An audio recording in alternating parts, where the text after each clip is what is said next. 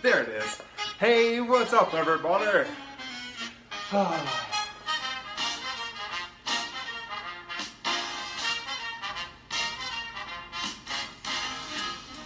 Hey, it is a Thursday. What is it? April 5th. And it is time for another episode of The Jason Elliott Show. So do come on in, come on in. Eugene King gets the award for the very first person tuning in tonight. Hi, Eugene. Thank you for being here. I'm super excited for tonight's show. We're kicking off a mini-series of sexual health. And we have a very special guest to talk about herpes. That's right. Let's see here. Toya's here. And Sarah's here. Somebody else is here that just disappeared. And Kaitlyn Wernsing is here. Kaitlyn, who's going to be coming in here shortly. Kyle Matthews, hey, how's it going? Yes, do come, do come, do come. Down on the bottom, click that share button. Because everybody knows that nobody wants to talk about herpes. But it's something we all need to hear about. And we all have some sort of fascination with wanting to know more. So, click that share button. Let all of your friends know what we're talking about tonight. And I'm going to try asking you the same 5 questions I ask every single week that you never answer. They go something like this. Who are you? Where are you watching from tonight? What's the weather like where you are? How's your mama doing? And what you doing to be 51%? Tonight I'll also ask you if you have any questions about herpes. You can type those too. Because Kaitlyn's here to answer them all. And I'm going to be helping her out. All right. Hey, John, Valentino. Let's see who else is here. Hola, hola, papi chulo, hola. Thanks for being here, Valentino. Appreciate it. Ray says, it's cold and rainy, Jason. Well, I'll tell you what, it's not cold and rainy here. I love it. Hey, Owen, let's see. My lovely Miss Winstead is here. Kelly says, hey, how are you? Jody is here. Christina is here. We got all kinds of people here. I love it, I love it. We're going to keep bringing everybody in. And while you answer those questions about where you're at, what's the weather like, how's your mama doing, how you doing to be 51%, what questions you have about herpes, those things, I'm going to grab myself some water because I can already tell my voice is going to go, which is terrible. So do come on in. Hey, Craig, thanks for being here tonight, too. I appreciate it so much. It was super easy to get my drink tonight because I already had my water in the fridge. Let's see. Hello from Alexandria. Really nice weather. It is here. Jody says, my mom is good. Good. Tell your mama I said hey. Let's see. Hey, it's Cook. Used to work at the ID. Oh my gosh. Hey, Cookie. Good to see you. Cookie is a former colleague and forever wonderful impact on me. Oh, I hope you're doing well. This makes me so happy you're here. Hey, John. John Melvin is watching us from Richmond. Very active with so many of the Pride organizations around, specifically Virginia Pride, based in Richmond, Virginia. Thanks for being here. Let's see, Miss Wonderful T, your comment disappeared. That's all right, because I'm going to look at it in just a second. Edgar, Zach. Let's see, we got all kinds of people. I love it. I love it. But you know the rule. The end of the song means the official beginning of the show, and I'm super excited. I've already said that a lot, but I am super excited tonight. So, a couple of people said to me, you know, for being somebody that works in sexual health, you haven't talked about sexual health in quite some time. And I said, you know what, you're right. And listening to people and talking to people, their reaction when it comes to sexual health is always like, oh, I gotta keep that quiet, or oh, I don't want to talk about it. And what that is like, that's perpetuating stigma. Now I know sometimes our personal business is our personal business, but a lot of people have questions and a lot of people want to talk about things. So I figured where better to talk about it than right here on the Jason Elliott Show. So I said, this is gonna be great. I know that there are a lot of people in the world who have had STIs. I know a bunch of people who have been tested positive for something. So I said, who wants to talk about their sexually transmitted infections? Crickets. Nobody wanted to talk about them. Nobody at all. And I said, come on, I just need somebody who's tested positive for chlamydia. Nobody. And I know that in Virginia, we've got a ton of chlamydia because I've looked it up on the website. And I'm like, come on, man, really? Nobody? Nobody. So I said, all right, well, who wants to talk about syphilis? Anybody got syphilis? You want to talk about it? Nobody. And then I remembered back to one particular young lady who I know, who you all actually have met once before. Last year, she was one of our guests on the Jason Elliott Show during Pride Month to talk about being an ally. And she said, you know what? There's something awesome about this. I need to tell more about my story. If you ever want to talk about the herp, let me know. So I said, Kaitlyn, do you still want to talk about having herpes? And she was like, I'd love to talk about having herpes. This will be great. So that's who we have on here tonight. I'm going to scroll up and some of these. Kaitlyn, just let me know if you're still here because some of these comments have disappeared. I think you said you were here. And in the meantime, we'll run through here. Yes, Cookie is here. Love it. Hey, Alex, thank you for being here. Miss Winstead says, from Chesapeake, Mama's well, pneumonia weather. Don't remember what the 51% is. 51% is basically the bright side in life. We'll be doing that soon. Karen Nash is here. Charity, Brennan, Khalil, thanks everybody for being here. And while we try to bring on Miss Kaitlyn Wernsing, I want y'all to, down on the bottom, click that share button. Because nobody wants to talk about herpes, but that don't mean everybody can't listen. So we're going to come up here. I'm going to invite Kaitlyn to see if we can get it to work. And tonight, remember, ask any question that you want because everything is welcome. Hey, there it goes. Hi. Hi. Yo, you changed angles since we just Did I? Yeah. Oh, sorry, guys. That's all right. We love you anyhow. Welcome. So everybody, in case you don't remember, this is Kaitlyn Wernsing. She is one of my best friends in the whole wide world. She lives up in Baltimore right now. And like I said, last year, she was our expert on how to be a better ally for the LGBTQ plus community. And we talked about everything from people thinking she's a lesbian to her not knowing what to do, how to do it, but figuring out what it means and all this good stuff. We talked about it all. Tonight, we're going to learn even more about Kaitlyn. I'm super excited to have her because she wants to talk to you about herpes. Yes. So before we get into like the good stuff, Kaitlyn, just give us kind of like an insight into who you are and kind of what you do in everyday life.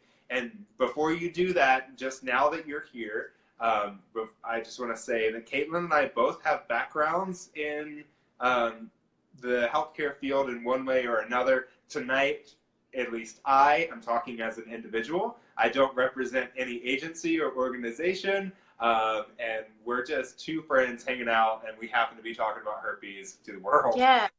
So I just want to say that, and with that, Kaitlyn, tell us about yourself. Hey, guys. Thank you for joining in tonight.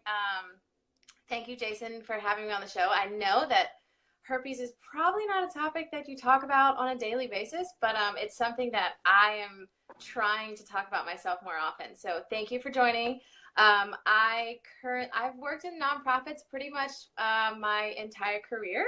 Now I am in nonprofit development, which is just like a fancy word for fundraising. And so that's what I do. I'm in Baltimore and loving it here, and excited to be on the show tonight to talk about the herp. Yeah, the herp. And we should probably just give a heads up.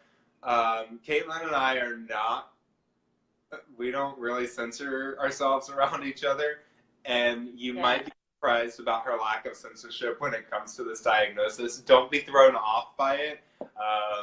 And we'll talk about that a little bit, but be open for it. So, this is great. We got all kinds of people.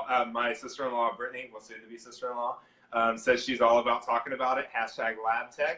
Yay! So we got somebody with the show, we got somebody with the lab experience, and we got somebody with the diagnosis. So take us back. How did this all start? How did we get here tonight? Well, I'm going to turn on another lamp because I feel a little dark. Hold on one second. That's totally fine because we can go through and the world know that Sherry is here, Did that do anything? Oh, yeah, there we go. All right. Yeah, that's good. See, I was going to give a shout out to all these people that are here, which is great. Carrie Strong is here. Hi, Carrie. And now that you're back and well lit, we'll get it going. Along the way, if you have questions for Kaitlyn, type them in there because she's an open book. Yeah, guys, definitely. And I see a lot of my friends too. So hi, guys. Thank you for joining. We're going to take it all the way back and say this actually all started when I was about 3 years old. My dad kissed me, and I started getting oral herpes, which I didn't actually know were herpes. I just called them cold sores, fever blisters, something that had to do with temperature, and I'm not sure why, but I guess because of flare-ups with, just hot and cold weather. Some people have different, it all depends on how your body works. Anyways, so I didn't understand why I got them. My sister and brother never got them, and it was all growing up. I used to get cold sores on my mouth. And then I started noticing that other people had them too. And like I said, I only knew them as a cold sore until I got older. And I remember when I got to college was actually the first time when someone actually called it herpes, and I had no idea when I was in college. And I asked somebody about if I could use their chapstick, which to me, I'm like, if you know me, which a lot of people on here do, I'm not a germaphobe. I don't know. I don't care about sharing deodorant or sharing anything. It's just me. And somebody asked me if I had herpes, and I was like, what?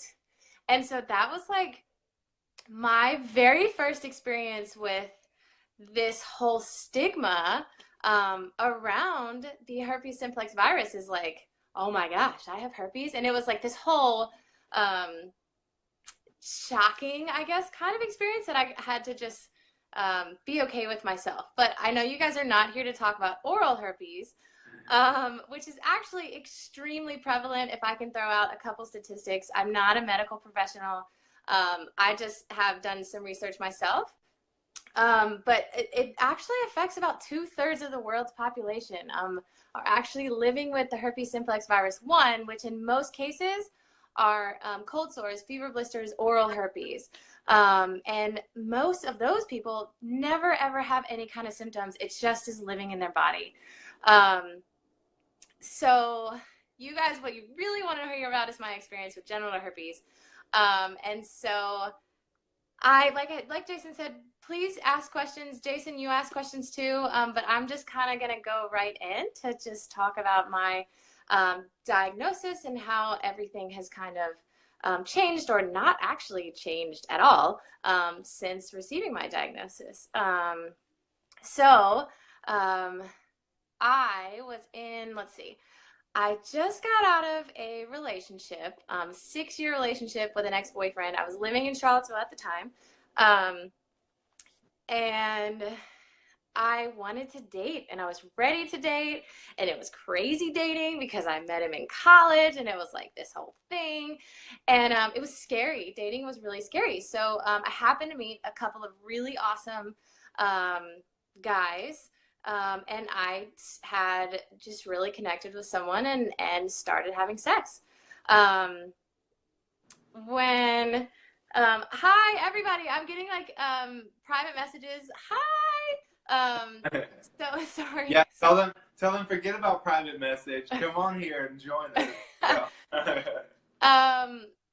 So yeah, I was dating this amazing guy, and it was I knew it was going to be something really short term, but it was great. And so I started having sex, using protection, and then eventually we got to the point of really trusting each other, and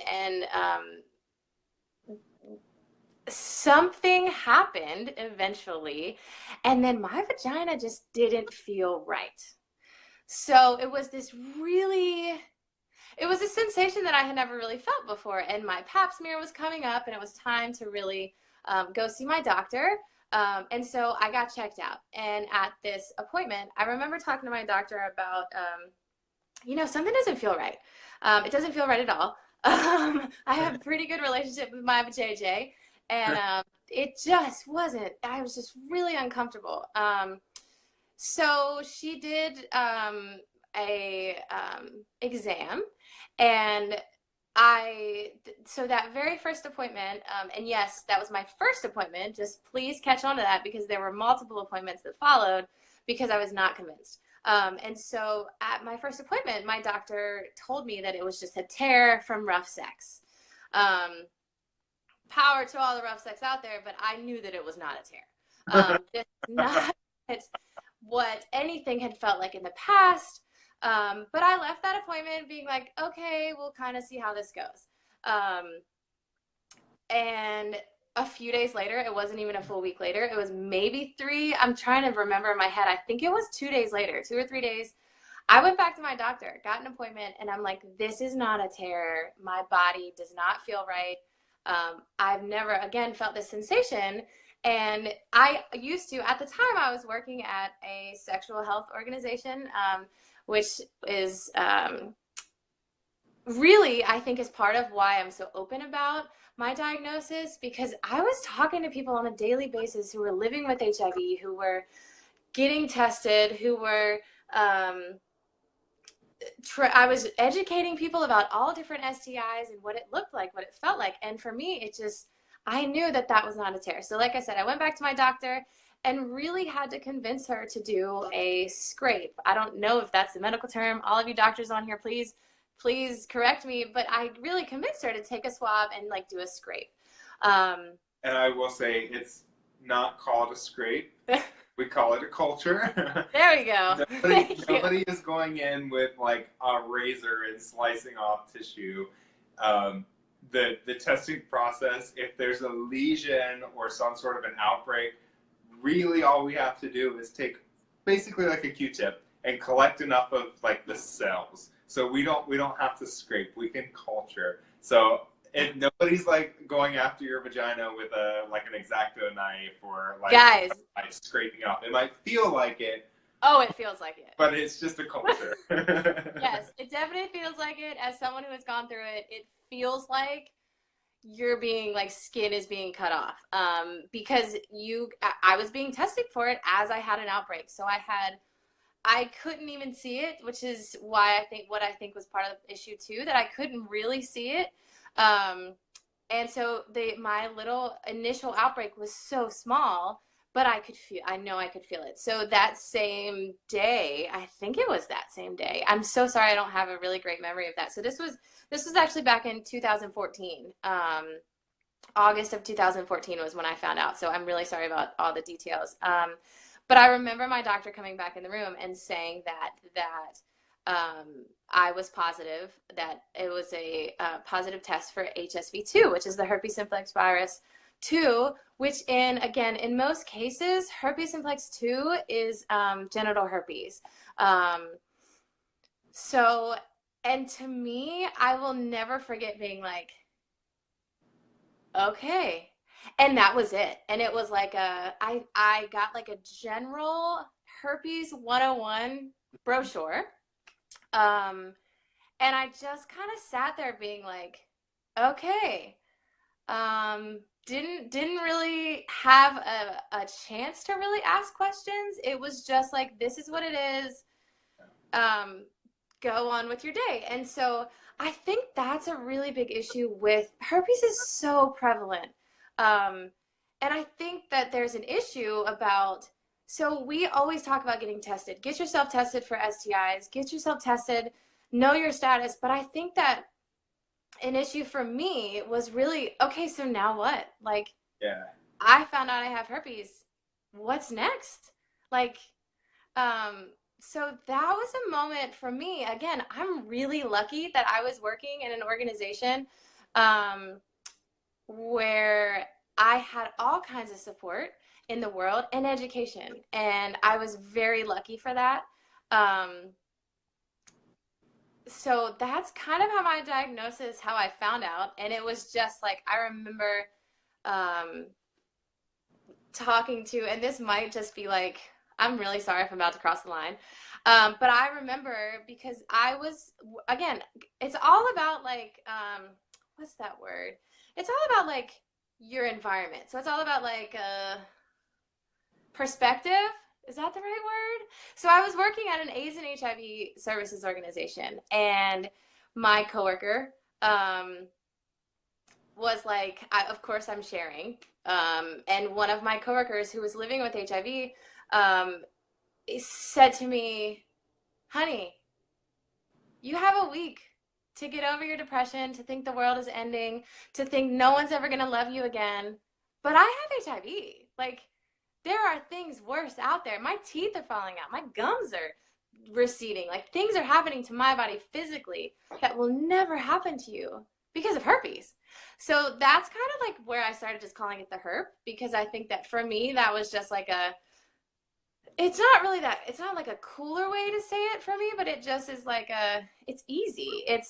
I think it makes it easier for other people to receive me talking about it by calling it the herp, rather than saying herpes, because I know that it makes a lot of people really uncomfortable. So I don't know where to go from here. My partner.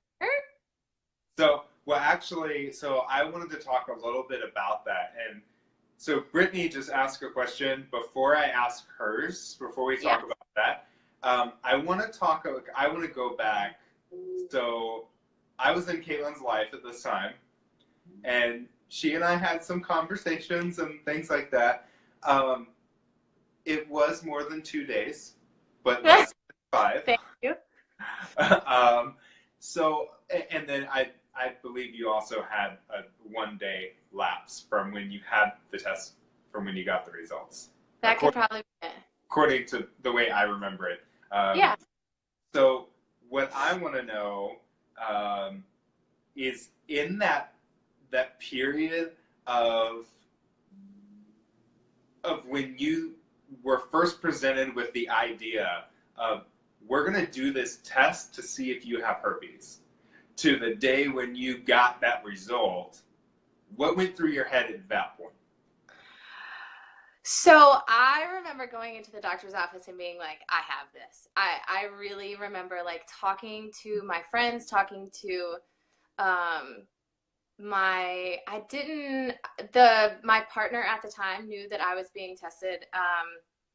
I don't actually remember talking to him about it in that like daytime. Right. But I was after like doing my own research, because of course you go to the internet whenever you think something is wrong with your body, you're always dying, because that's what the internet is telling you. But I went to the internet. I talked to a lot of my friends, and when I went in the doctor's office that day, I knew even before I had gotten the results that I was going to be positive.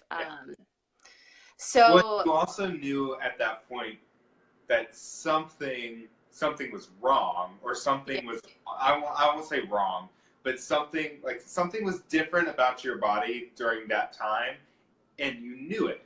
So sometimes, I mean, we've got to have these tests to actually know, but I think it's really important that you brought up, even though you know so many facts and so many statistics and so many this and so many that, really what prompted you to go in is that your body was telling you something isn't what it was, before.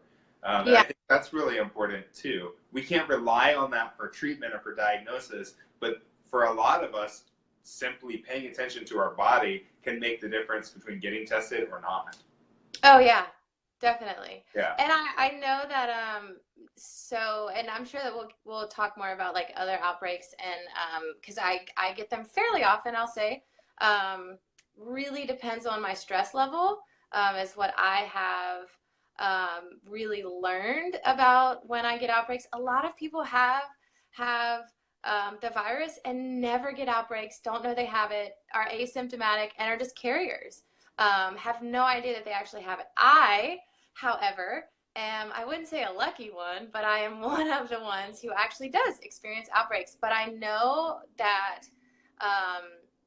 the feelings that I have in my body, so I actually have like, what happens to me when I am about to have an outbreak is I have really sore, like, what's the muscle that's like closest to your butt? Hamstring, thigh, hamstring? Is that on the back? Quad? On the back of your hamstring.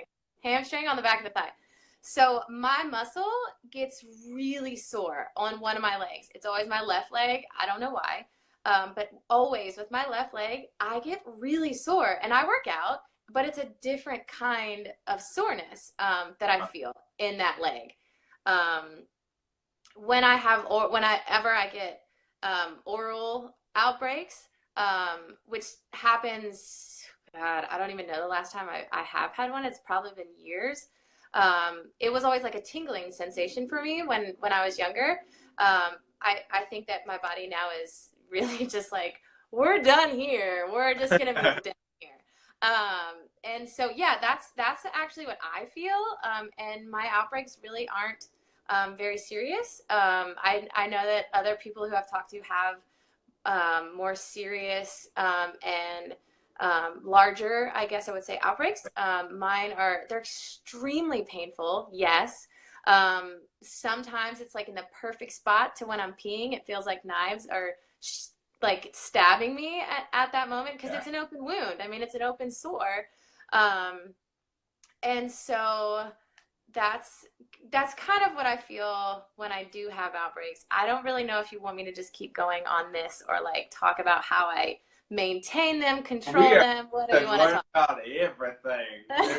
There's no, you said earlier I'm about to cross the line. There are no lines here. There's nothing you're going to cross. So there are a couple people asking questions. So we'll go with those questions and then see where it goes. If you are just tuning in, Kaitlyn is talking to us about having herpes, about being diagnosed, about living, about dating, all of these as a woman with herpes, which we love that our phones keep auto-correcting herpes to heroes. Guys, it's the best thing. Seriously, type in herpes in a text message. It will autocorrect into heroes, and I love that. Like, I eat that shit up. Like, I'm like, yes, thank you, autocorrect. I see you. Thank you. All right, so Brittany says, I'm curious. Even with all of your education and your knowledge, were you still pissed? Maybe at yourself, or the guy, or both? That's an awesome question, and yes. I was in this like really weird space of like really being, I remember talking to my mom and calling my mom and be like, Mom, like, seriously, how am I supposed to date? How am I supposed to tell someone? And I was pissed, guys. I was pissed at the freaking world, because I'm like, she was. And not to be, I don't judge any of anyone's else's like sexual practices, any number of partners. I don't really care about that kind of thing. But I was always someone who had a very strict upbringing, and I wasn't even allowed to date until I got to college, and I didn't date until I got to college. So I lost my virginity really late when I was in college, my sophomore year. And so it was just like this, like, I had been so careful, and I had been so selective in the people that I gave my body to, and the people that I chose to give my body to. And so I was pissed at the world to be like, what the fuck? Why? Like, why? This is an awesome guy.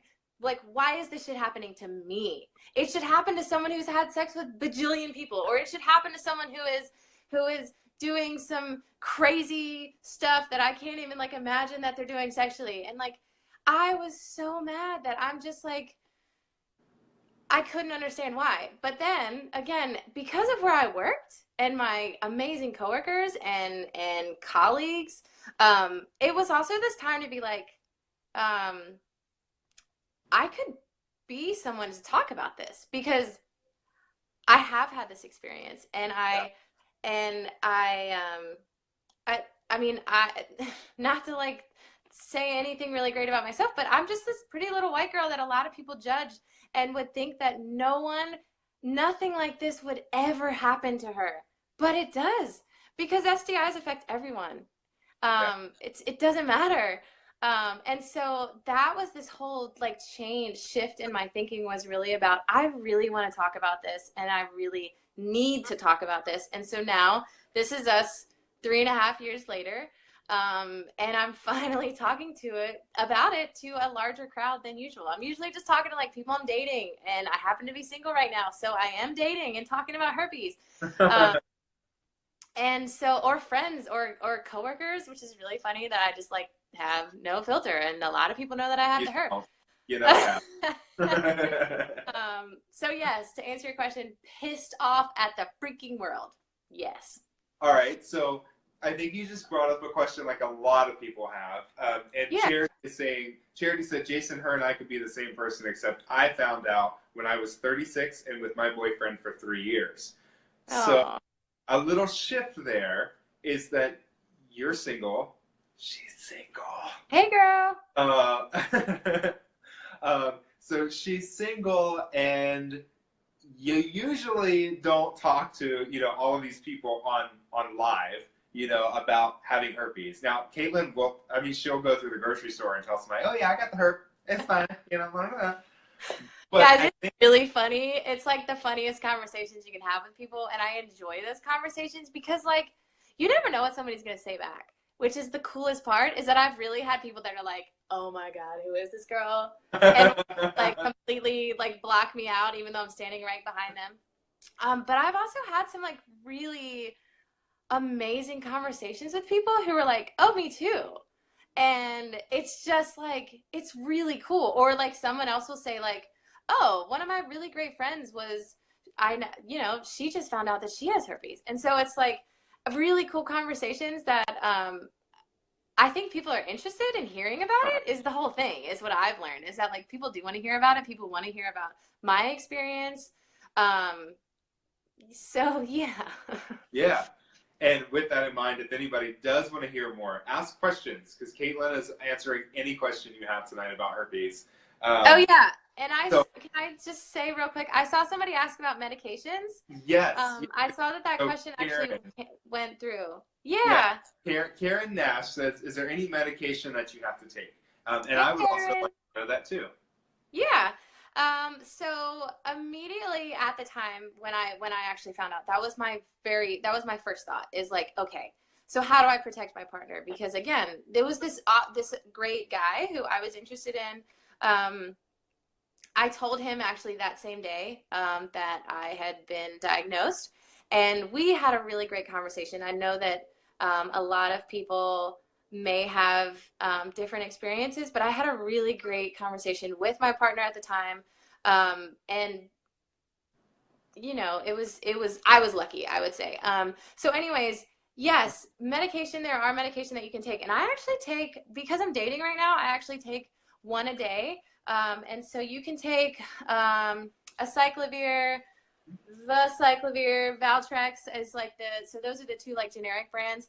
Valtrex is the whatever the other brand is. What's the main brand? But then we have generics and like regulars. I don't know. I don't know what that is. Generic. Yeah. So so I take that. I just take a daily regimen right now, just one pill a day, just to suppress the virus now. When I feel like I'm going to have an outbreak, I up my dose, and I usually will take two pills twice a day. But again, I really also go off of like what my doctor has prescribed, this daily dose for myself. And it's something that I just take with my birth control. Again, I'm single, having sex, so it's just one thing. I take my birth control, I take my herp meds, and this is just like in one app. This is just how it is. So yes, medications, but I also have really learned, I'm really trying to not take medications. I think that it's really important for me to be mindful of my health and my stress. Like I shared earlier, I get outbreaks when I get stressed out, and it's very clear. I know that. And so I really do everything that I possibly can to stay healthy for myself. So I work out. It's really important to me.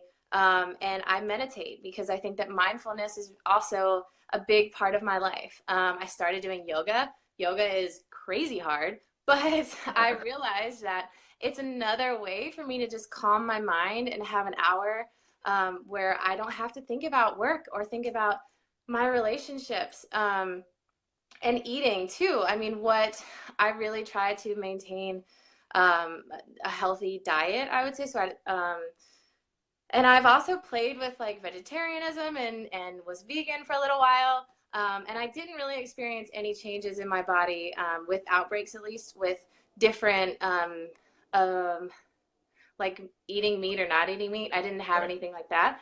Um, but I know, again, it just is like medications and just maintaining my stress level. And because I feel like the way that I can protect my partners is if I'm like protecting myself.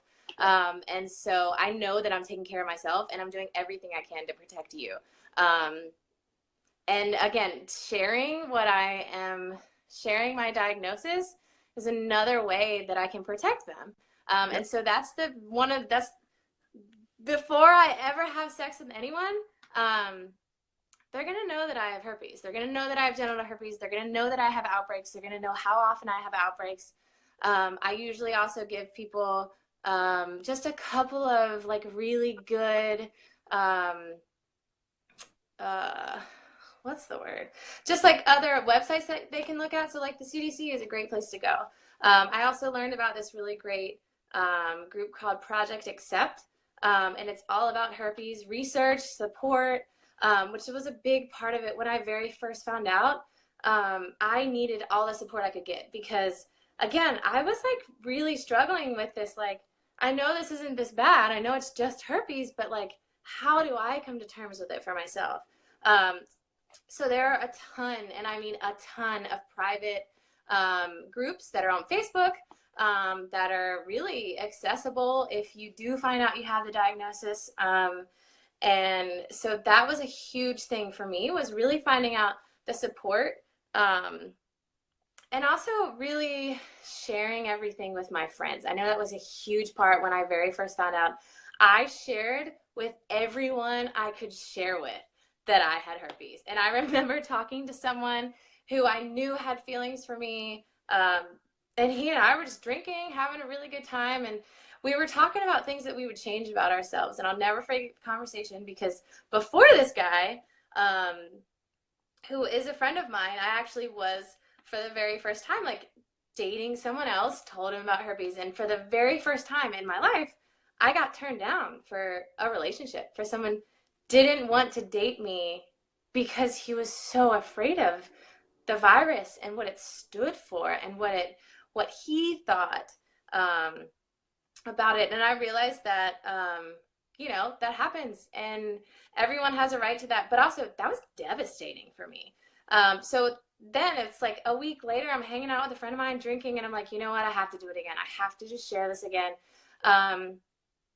And he just like, it was so wonderful. And I remember sharing my experience on one of the private Facebook groups about like, guys, like, this is okay. Like, this friend of mine who I know has feelings for me, I shared it with him. And it was something that I said, like, I didn't, this, again, we were talking about what we change about ourselves. And I said I wouldn't necessarily change it, but it's something that I had issues with. And so his response was just like, I don't know. It was just like the perfect response about like, you are beautiful. Like this doesn't define you. And it was such perfect timing with everything going on. And it was just like, oh my God, guys, like there are good people out there who understand that this is not you. It doesn't define you. Yeah. So I've had like great conversations. I've had horrible conversations with potential partners. And it's always something I remember at the very beginning. I was really afraid to do, and I still am. I still get nervous when I talk to my potential partners about it because, again, this is not something that I can control. And I feel like my place in me sharing and me disclosing is really about giving them the choice, because it really is saying, like, this is what I am. This is how I feel about it. This doesn't define me, but I'm going to let you make that decision about if you still want to, if you're still interested. And I usually will not tell anyone when I'm in bed with them. I don't think that's the best place to disclose because I've done it once before and it's a little scary. So, so we did actually end up having sex. And then after the fact, it was this whole not good situation. Not that it was like anything dangerous, but it was just something that he regretted the decision after the fact. So I learned that the bed itself is not a great place to disclose. But I've disclosed in bars. I've disclosed in just over frozen yogurt. That was actually how I told my first partner at the time. And I just told him over frozen yogurt. And it was like casual conversation that for me, I have to make it casual because if I get too nervous, then I'm not going to do it. And then I'm just like, oh God, just another time. I still have to wait. So, although it's hard for me, again, it's so easy for me to talk to about just to you guys, to friends, to family. It's really easy for me to talk about, but it's always scary telling a potential partner. And I feel that, because you never know how they're going to think, but this is why we're doing this kind of show, because, there is this huge stigma, with STIs and with herpes especially. And, it's really what I've learned, what I know is that it's really just this like annoying virus. Like it's just annoying if you have outbreaks. Most people, again, don't. So it's like, it's crazy. So yeah. Sorry, I just was on a soapbox. Any other questions? That's what tonight is all about. And actually, hearing you say that reminded me, I totally went back to the office tonight and got my stuffed herpes. And yay! Sitting here. So hold on one second, just because I promised you that I would have it with me. Awesome. So while Jason has stepped away, I'm actually going to tell you about my last ex-boyfriend, because this was. I'm back now. That I had with someone that was, again, a really great reaction to me disclosing. And so my last partner.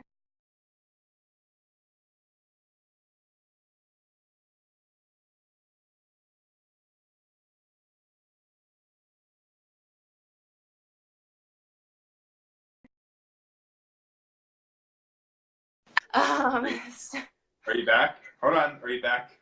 Oh, hey. Okay, it froze for a second. No. Yeah, it did. I don't know why it wasn't on my end. I was going to ask you, actually, before you tell us about that, because I wanted to ask you about you disclosing and having that reaction, just because I know about your life. Yeah. I'm going to run through a couple of these questions that have been hanging out. Oh, yeah. Sorry, guys, definitely. That's okay. So we're going to do our rapid fire.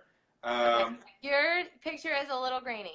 Yep, I see that from somebody else. I don't know why. We'll blame it on Sprint. That's okay. That just means you can't actually see what's happening. We'll see, guys, if it comes back from being fuzzy. If it doesn't come back, it won't be the first time, and I can guarantee you it's not going to be the last time that I'm going to be grainy. All right, so Aileen Meadows wants to know how long does how long does your outbreak last, and how often do you get them? Great question. So I'm gonna try and go fast because I know we have a lot of questions. So my outbreaks, honestly, it depends on when I actually feel it. So it's happened to me when I have just not had accessible medications, and so I have I have them at my house, but maybe I don't have them at work. And so if I can take my like 2 pills as soon as I feel it, and then I'll take another 2 pills that same day, later in the day, I can actually fight it off. So my body combined with the medications, I can actually fight off the outbreak if I catch it soon enough.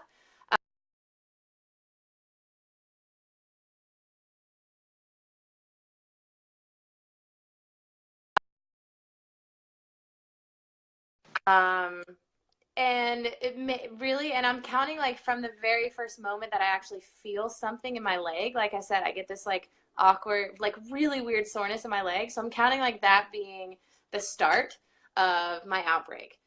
So as soon as I get this soreness, probably, like I said, a week, 5-6 days, when I actually feel sores. And I usually have like 1 or 2 little sores. It kind of looks like a little pimple. And it really lasts for me about like a week at most. And I get them fairly often. So I probably get them every other month now, which is more often than I used to. But again, I really think it is because I have a lot going on, and have had a lot going on, and I got a new job, and so it's been a lot of things that have been influencing my body, and my immune system. And so first contracted, when I first got genital herpes, I know in that first year, I maybe had 3 outbreaks in the first year. And since then, like I said, probably every other month, so maybe 6 outbreaks in a year, just depending on me. And that can totally fluctuate for each Yeah. person. I mean, because there are some people who are constantly, dealing with outbreaks, and so they're on that suppressive therapy for that reason. Other people, they might get an outbreak a year. Some people Definitely. say, it's been so long I can't even remember. So yeah, it really does depend on the person's biology, and also kind of what's going on in their environment and with their, their mental health, their physical health. All of those things can impact how often you get these. And I'm usually pissed off again at the world when I have an outbreak. I'm like, what the fuck? Like, again, body, come on. So I'm usually like pissed off again that I'm having an outbreak. And usually it's just like, really, like, come on. And yeah, just like Jason said, it differs. Some months I get them back-to-back months, and sometimes I don't. And sometimes I skip a few months. So yeah, great question though. Yeah, I love it. So let's see. Aileen also says, what are the long-term outcomes? I don't know if I understand that question. Long-term outcomes of herpes? Well, I'm going to die with it. So I don't really know. But it's very important to know you're going to die with it. You're not going to die because of it. Oh, yeah, no. So herpes is, honestly, it's really just annoying. It does absolutely nothing to my body. I'm healthy. I'm a very healthy individual, but it's something that I'm going to have forever. And so it's just going to be this thing that eventually I will develop antibodies, and I'll get the outbreaks less and less often, which has happened with me for oral herpes. Now that I don't have them, I don't get them anymore. And so that's usually what happens with time. Is that, my body will develop the antibodies and fight off the virus itself. Yep. But again, I will always have it. I will always have the herpes virus. I will always have it. Yes. Yeah. Which is important to remember. Aileen says, thanks for filling that in. You're very welcome, Aileen. Thank you for the great questions. I like that. And let's see, I was going to say something, but I'll save that. So Jonathan Gatewood says, hi, Jason. Hi, Jonathan. Your guest is beautiful. I think every single person that has watched tonight would agree with you. Thank you. All right. So Jody Jackson says, I have always had such great respect for you, Kaitlyn. This even solidifies that, this just solidifies that even more, with a heart. Have you thought about... Sweet. Oh, sorry. Sorry. That's just really sweet. Thank you. Of course it is. You've got sweet people in your life. I love them. So Jody wants to know, have you thought about taking your message into high schools or to colleges? No, I actually haven't, but I have, and Jason knows this, I have talked about doing like a Netflix series or some kind of documentary about something actually similar to what we're doing here, and could do like the faces of STIs, and so that people can really see that herpes, chlamydia, which I've also had, and so she'll be back to talk about chlamydia if I can't talk about You guys don't have to see me twice this month. I'm just telling you. It's, again, very prevalent, but you don't live with it forever. Anyways, syphilis, HIV, gonorrhea, so many people. It doesn't really, everybody is affected. And so that's something that I have actually been thinking about, and I've talked to my ex, who is just amazing and very supportive about the idea. And So I've never thought about talking about it in schools, but I love that idea. That's a great idea. I think that we should. I think that this conversation needs to continue. And I think that we have to keep talking about it, because this is going to sound crazy, but like so many people, it's just are affected by STIs, like daily. Every single day there are new diagnoses and diagnoses. And so it's just is like, it's now like not necessarily normal, but like it is normal. Like this is just like a normal thing that this happens. This happens. People have sex. We you know, we do that. STDs are a part of it. Like that comes with it. Yeah. So I think that, yeah, this anybody, like this just conversation needs to keep going. Totally. I just thought of something that I wanted to talk about, but it's gone just like that in an instant. It'll come back. Okay. Yeah. We'll keep going through here. It'll come back. Keep going through the questions. Yeah. Okay. And also on that note, so Kaitlyn wants to do a whole series. I just want to do a mini series. So if you're watching this and you've ever had syphilis or gonorrhea, hit me up, because I don't have anybody to talk about this. So I want to talk about oozing and goozing and lumps and bumps and lesions and accretions and all that good stuff. Yay. Nobody wants to talk about having syphilis or gonorrhea. So if you are someone who wants to share your story like Kaitlyn is, let me know. All right. So talking about medication, Charity says, I stopped the daily med. I found working out works for me and really listening to my body. I do take lysine. Yeah. Okay. That's lysine, great. It's a natural. every day to help prevent. Yeah. Who was that? That's Charity. Charity is a wonderful soul out way west of here, where it's awesome. It's still cold.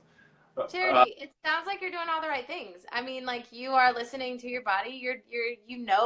You know how to stay healthy and suppress the virus. And yeah, lysine is awesome. That's actually one of the first things I used to take when I was younger. I think it was my mom actually who introduced me to lysine, and it just like is an over-the-counter like natural supplement, I guess I would say. So you can have, it's like in just little like, you can get it at CVS, Walgreens, anywhere. I have some of that in my cabinet, actually. Yeah, it's you say that. Yeah, and even like, so lysine, let's see, Abreva, like so anybody who has like oral herpes, Abreva is a great topical medication. Hey, my mom is on right? Lysine. Yes, it's awesome. Yeah. All right, cool. That's awesome. And Charity is also the one earlier who said she found out at 36 after being with her boyfriend for several years. And she said that she was devastated at first, which I think is a common theme that we're hearing through everybody who's talking about this, and you talking about this, and all of us, who have either been there or we've been close to somebody. It's all right to be devastated at first. Oh, yeah. And you got to take your time to get back on track. And it is a diagnosis, and a lot of people think, oh my gosh, I am going to be with this forever. So it can be a lot to take in. Karen says, you're a trooper for sure. And Melissa from down in Roanoke, and Jason, Sonia have all tuned in tonight too. Wonderful. But, regarding the guy, I did see this comment pop up.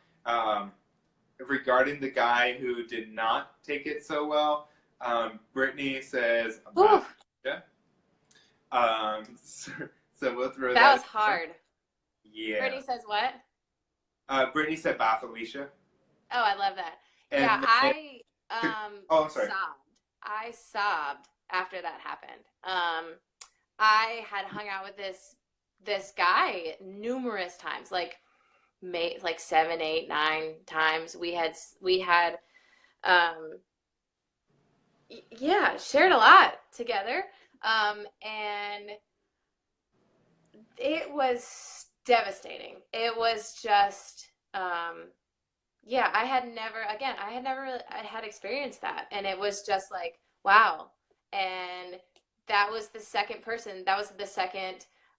potential partner, I will say, that I actually disclosed to. And that was like this whole, I just was like, okay. So like, again, depressed, and I didn't know what to do. And then it just, your mind does crazy things. And I was like, nobody's going to love me. If this guy doesn't love me, everybody's going to think I'm dirty, which is something that people say that is so not true. And that's such an ugly thing to say. Yeah. And so that was, yes, girl, I did say bye, Felicia. But again, it was hard. It was really hard. Yeah. So, but then you meet really amazing people. Like I met my ex, and I keep saying it funny because it's just a complicated situation. Um, so I met him on the light rail, random. So I remember telling him, and his response to me was, "Oh, that's it? I probably have that." And that was his response, was that he probably has it and just doesn't have symptoms of it, which is the most amazing response you can ever say to anyone that is disclosing something that you could judge them on. And really from there, it was just like, oh, like, and it was just the best response possible. And now, like I said, he's really supportive about, like, we need to talk about this stuff. Like, let's get it out there. Let's talk about this. Let's help people. This stuff is prevalent. Like, everybody comes in contact with it. This is just a thing. Like, this is normal life. Yeah. So tell me then, because you talked about how now you always disclose, like kind of, well, with you, is it right off the bat? Do you wait to see, is there potential with somebody? Walk us through, like, what goes through your brain when you disclose, how you disclose, and also why you disclose. Sure. So right now I am dating, as I mentioned before, and dating. Guys, I'm not sure if you got it the first 4 times, but she's dating. Hey guys, how's it going? So I'm dating, and so I am on just all the regular apps. There are some other dating apps and sites for people who want to date someone else who also has herpes. Those do exist. I actually heard about it from my gynecologist in Baltimore, who I have had amazing relationship with, and she was so receptive and was like, oh, like the woman that just came in here before, her and her husband met on this herpes dating site, which is cool. I don't do that. But yeah, this stuff is available. So I am on Tinder and Bumble, and I date normally. It's not something that I put on my profile. I also don't write anything on my profile. But it's something that I disclose when I feel like there's potential. So if I meet someone and we're not vibing, I'm not going to see this guy again. Unless there's like a seamless way, unless it's just like rolls into the conversation, I don't mention it. I know that there was a guy who I went out with twice. And in a bar, I actually told him, because I could tell, and he was touching me a lot, and I could really tell that, he was feeling me. He wanted to do more.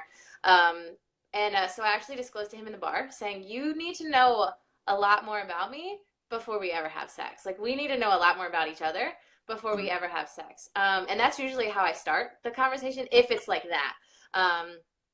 If it is any really, I just try and fit it into the conversation. Like, I'm walking my dog with somebody, or we're, again, having frozen yogurt, or we're sitting in the house. I do know that when I disclosed to the guy in the bar, he had a really big issue of me saying something like that, were his words, not mine, to him in a bar where people could hear us. And so to me, that was just like, I know that no one is paying attention to us. They have their own conversations. And to me, that's okay. Like, I'm okay with you hearing that about me. And so he really, because of that whole reaction, I knew it wasn't going to be somebody I saw again. But I also, at the same time, like, I can understand. And that's just, that's the whole thing, is like, that's his choice. And the way that he reacted to it, I know that that's not somebody that I want to be with. That's not someone who, I don't ever want to feel bad about myself. I don't ever want to think that I am wrong in any way, or did anything wrong. And so I would never be with someone or see someone again that made me feel that he had a problem with it, because he has a problem with me then, because this is who I am, and this is me, and I have herpes, and that just comes with it, and it's not going to be something that defines the relationship. It never has defined any of my relationships. And so, and I tell people, again, I tell people up front, because to me, it's something that I would want to know. I would want to have that choice. And I think it's also just a part of, like, I would feel guilty if I had slept with someone, had sex with someone, and not disclosed, and I would feel guilty. So that's what I choose. And I tell everyone about it. So I disclose to everyone. I don't pick and choose. I disclose to everyone that I could potentially have sex with. And that's really something that has been important since day one, to me. Just because, again, like, you could be me, and this could be something that, maybe he did know, maybe he didn't know, but I didn't know, and I didn't have the chance to know. And so that's why I disclose. Do you ever worry about disclosing to somebody and then them going and telling other people? Oh, yeah. Deal with that. I definitely do. I mean, I think I think that's just, like, in moments like that, I worry about how my story is told. And so that's really my problem. I don't have a problem sharing. I really have no issue talking about it. But really, it's all about how are you telling my story is really what my issue is. Because I don't want it to sound like this is something that I am. It's not that I'm unhappy about, but something that, like, I'm embarrassed of. I don't want it to ever be that, and I don't want it to be presented that way. Because it's something that it's just something that I live with, and I'm okay talking about. So, yeah, I do worry, but like I said, it's just the way my story is being told is more so what I'm worried about. Because I have no problem talking about it, as you guys can see right now. No, but I think that's good. I really think it's a good thing. And I was actually just looking. Karen Cummins said, "Nothing like healing words." Kaitlyn, you've helped me tremendously. Thank you. And I think that's something really important to remember. Like you were saying, it is your story. And when we talked about, like, so you want to talk about herpes? Like, you want to talk about this on the show? It was tell your story. And I think really the important thing behind all of this is not how you got it or why you got it, when you got it, even who gave it to you, but it's kind of what that process has done for you and with you and because of you. And I think it's really important to remember that the story is so much more important, and the knowledge is so much more important than the diagnosis itself. Oh, yeah, for sure. Let's see, this comment here says, "I think it's awesome that you're choosing to be upfront and honest. Wish it were more people out there like you." Oh, thank you. Yeah. Well, hopefully, guys, I mean, this is why I'm doing this kind of thing. I mean, this is why we're talking about STIs. We have to change this conversation. Like, we have to talk about these things, because I guarantee you, if you thought about your friends and family, anyone you knew, I guarantee that you will know someone, plural, who have had an STI, who have an STI, who have herpes, who have HPV, who have HIV, who have anything. This is normal. This is life. And so we have to change. We have to talk about it and not be so underground about it, and not be so hidden, because there are so many people that are living with the same virus. As you are, as I am, and I just really am thankful for even just being on the show and having the opportunity to even talk about it and having people listen. Thank you for listening. And there have been a lot of people listening consistently, like the whole night. Oh, that's really awesome. I look at the little ticker up in the corner there. I don't know Yeah. if you see it or not. Do you have one of Yeah. these on yours? It's right there. Yep. Yeah, yeah. That dropped to 19. That's the lowest that we've had all night long, which Nice. says a lot because Yeah. lately, there's been a handful of people here and there, but tonight we've had up to, it was, I think, 37 viewers at a time, which is huge. And we've consistently stayed above 20. And to me, that's crazy because I see this ticker every other week. And I think it goes to show just the little number showing us how many people are watching Yeah. is a small sample of how many people then are listening and how Yeah. many people have an interest. And who knows how many people who are watching this, who are listening to this, have recently been diagnosed or Yeah. they've been hiding this for so long because as a society, we're like, oh, you have herpes, ugh, or, oh, I Yes. don't know anything about herpes, so I'm just going to assume that that's the worst, and I think it all starts with, like you said, just sharing our stories. Yeah. Certainly, by all means, your medication, the management of it and the testing of it, talk to your doctor. Your doc and your medical care provider, your local health department, wherever you might go, they will be able to tailor an approach that is better for you than what may be better for somebody else. So it's important to remember to bring in your medical provider with this. Be open, be honest. That helps medical providers know what to test for. That helps providers know what medicine would be best. But yeah, Yeah. it all starts with a conversation that we have with each other, for each other, really. Right. Because at the end of the day, there are probably more people in the world that have some question or have some experience than just what we think. So Kaitlyn's not the only person in the world that has herpes. She had to get somebody, and so at least there's one other person in the world, and Karen and who else was up here? Charity and somebody else was talking about this too. Cynthia just said, I was diagnosed with it in 1998 and have felt so alone, not realizing so many people have it and who I can talk to. Thank you for sharing. Yeah. She said, and I was married at the time and found out it was my husband at the time that passed it to me. When I confronted him about it, his words were, I never thought you would find out about it.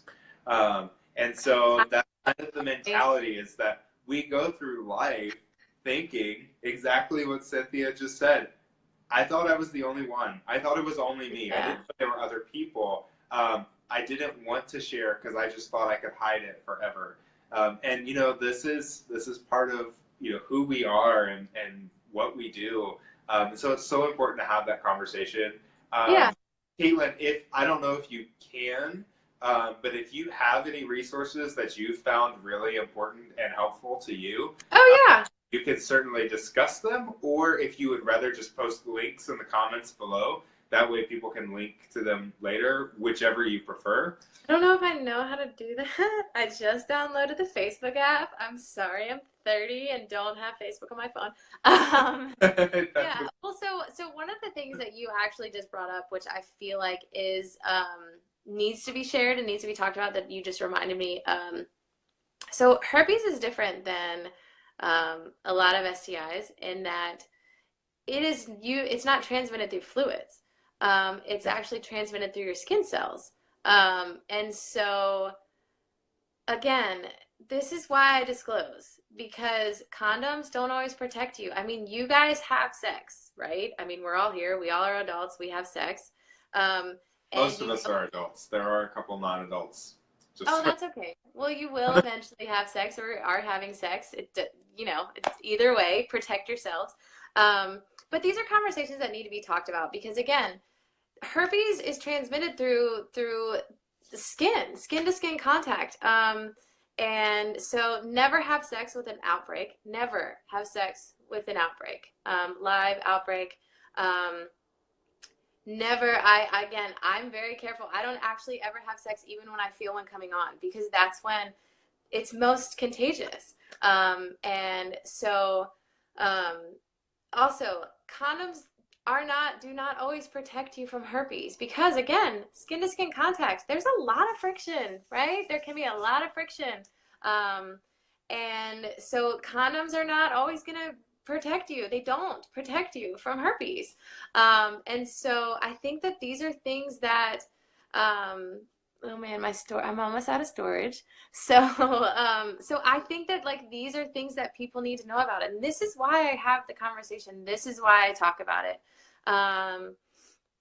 because a lot of people are uneducated about it. And yes, definitely, some really good what's the websites, resources.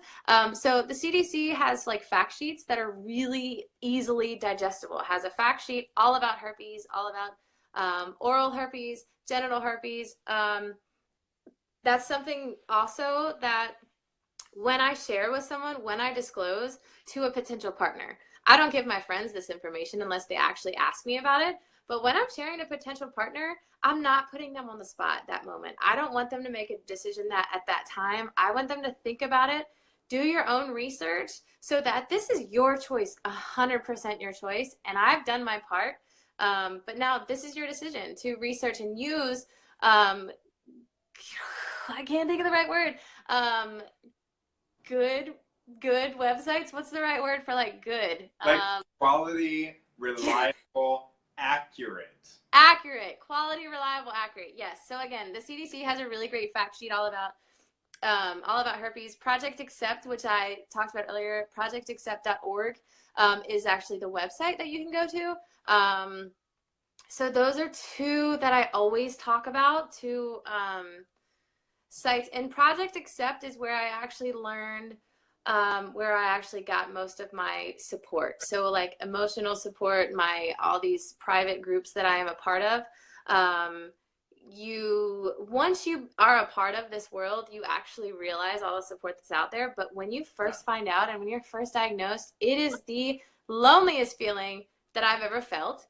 And until you really have this access to the resources, you really like, Crystal, I don't remember your name, but as someone else mentioned that, you feel absolutely alone and you think that you're the only one. Yes, Charity. Thank you. Sorry, I butchered your name. I'm so sorry. So you feel alone, and that was the same thing that I felt. And again, even though I had all the resources that work, I still felt alone.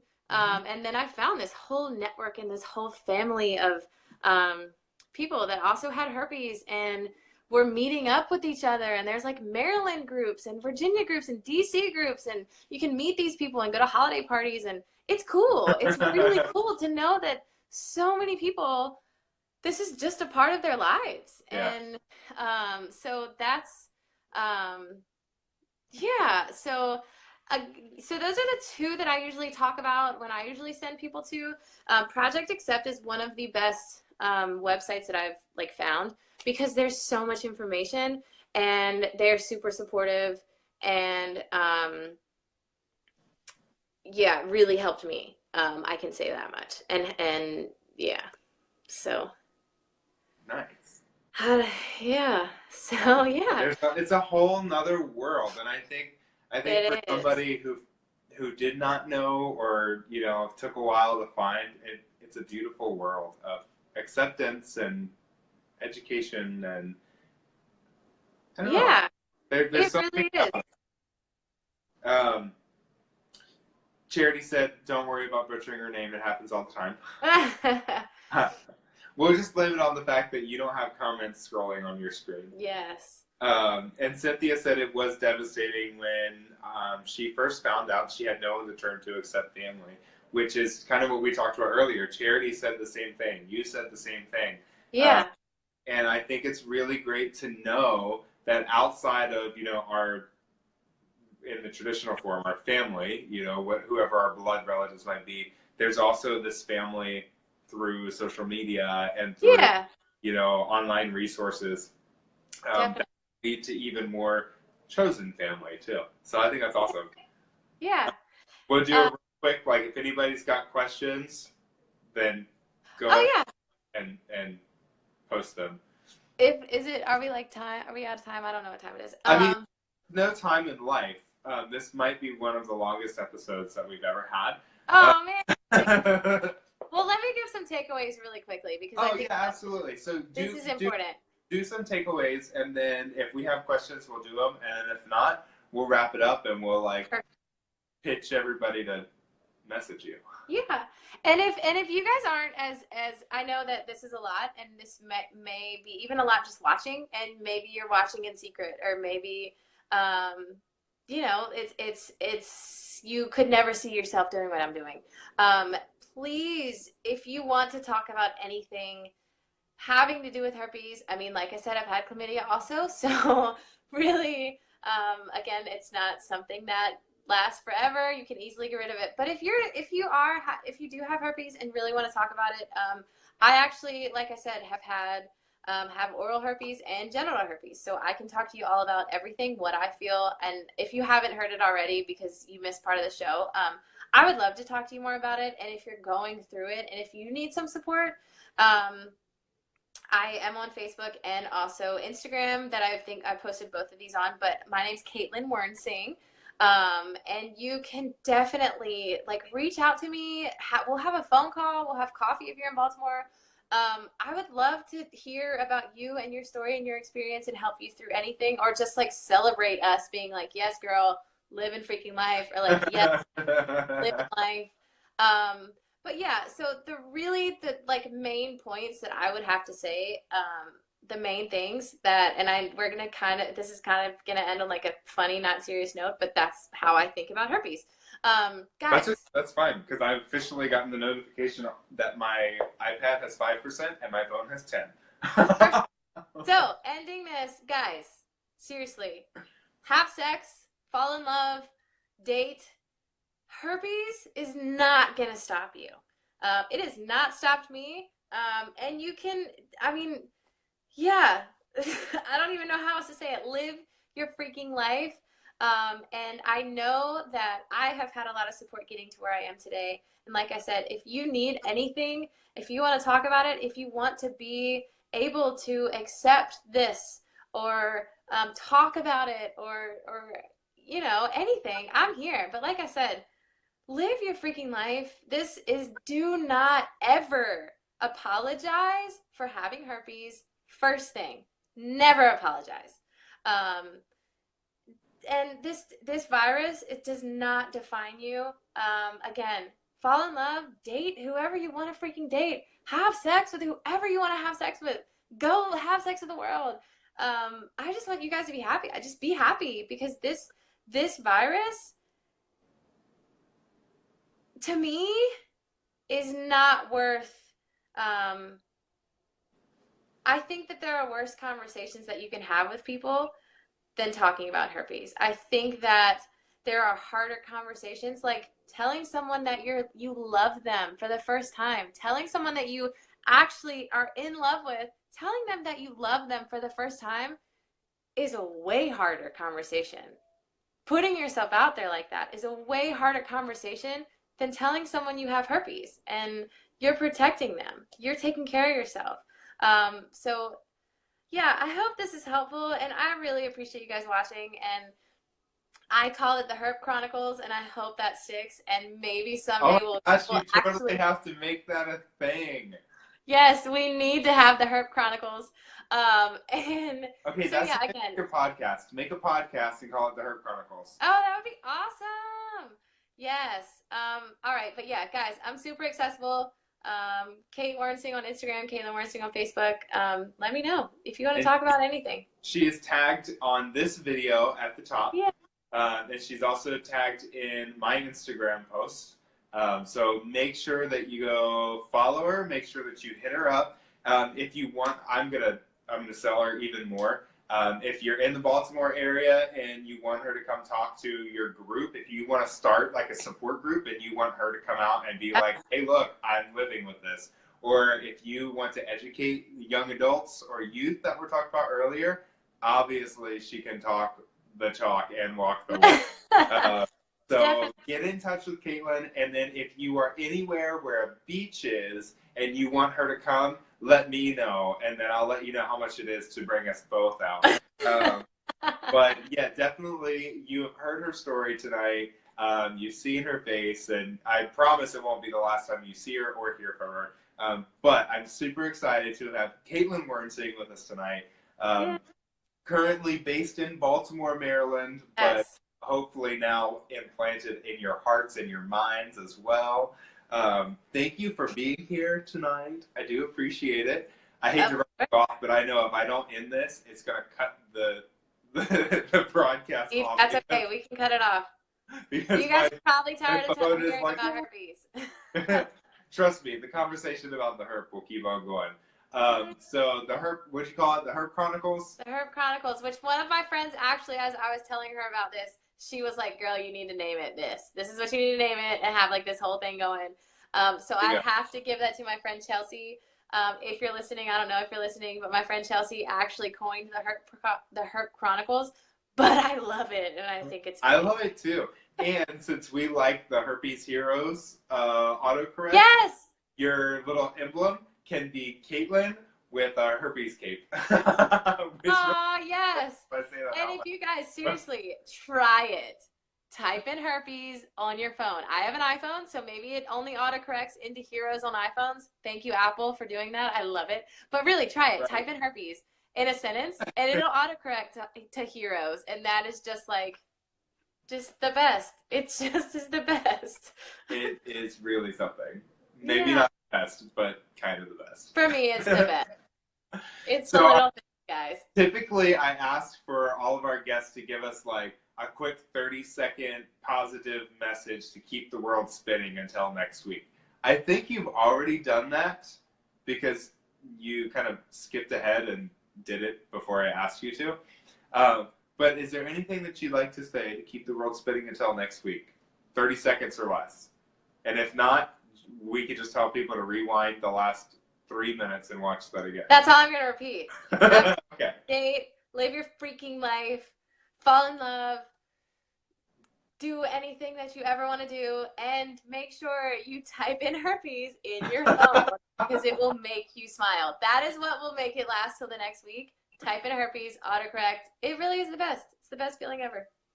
That's all I got. And again, talk to me if you ever want to talk about anything. I am here.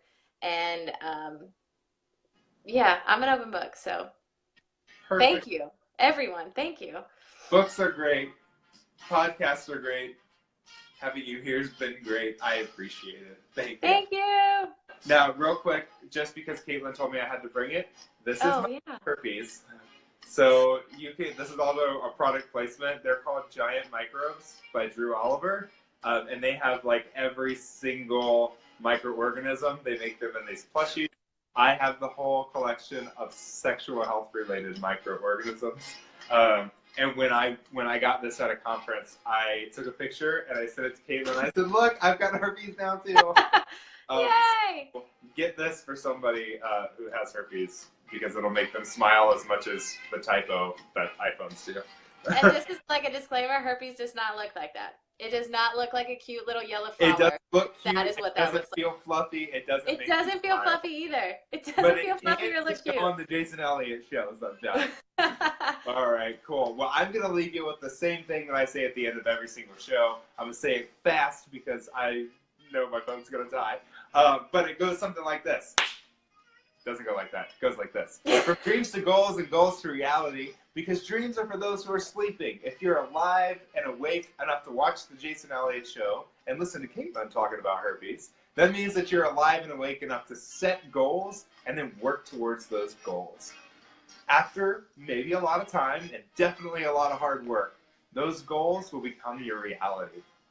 Your reality is yours and yours alone. Nobody else in this entire world can make it for you, but more importantly, that means that nobody on this planet can stop you from making it for yourself. So dream big, work really hard, and then bask in the reality that's yours. And then, of course, come back every single week and tell us about it on the Jason Elliott Show, 7 p.m. Eastern Standard Time. You never know who or what's going to be on next. I will give you a heads up, though. Next week, we're just going to do a rerun because I'm going to be at a conference learning all about population health and keeping people safe and healthy. So I won't be on next week, but we'll still share a video. In the meantime, thanks y'all for being here tonight. Thank you, Kaitlyn, for being our wonderful guest. Make sure that you go follow her, like her, friend her, poke her, whatever you want to do. She is single after all. I am single after So thanks so much. I hope everybody has a great night, a wonderful weekend, a fantastic week ahead. And if you have a story you want to tell us on the show, then just hit me up and we'll get you on here too. In the meantime, batteries are dead, and we're gonna go. So that's that. Thanks, Kaitlyn, for being here. You gotta do a high five. That's cool as a guest. Hold on, let me scoot back some. Wait, hold on. Wait. Try again. Yes. There's a delay. Wait, there it goes. There we go. That'll work. Whatever. All right. Thanks, Kaitlyn. Thanks, everybody Bye, else. guys. We'll see you soon. Good night. Bye. Oh, she blew a kiss down. Bye. Good night, everybody. Bye.